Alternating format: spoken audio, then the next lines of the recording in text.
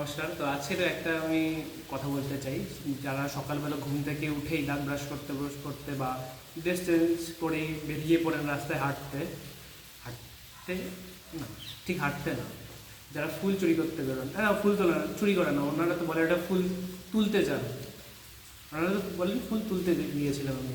ঠিক আছে, যারা এরকম ফুল তুলতে চান অন্যের বাড়ির থেকে, তো তাদের জন্যই আজকে একটু দুই এক কথা আমি বলতে চাই।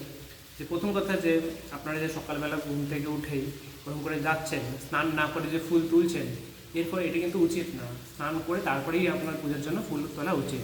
তাতে আপনি একটি ফুল পেলেও কোনো ক্ষতি নেই বা ফুল না পেলেও কোনো ক্ষতি নেই। এবার আপনারা যে অন্যের বাড়ি থেকে ফুল চুরি করে আনছেন, যার বাড়ি থেকে ফুল চুরি করে আনছেন, সে কি আপনাদেরকে আশীর্বাদ করবে?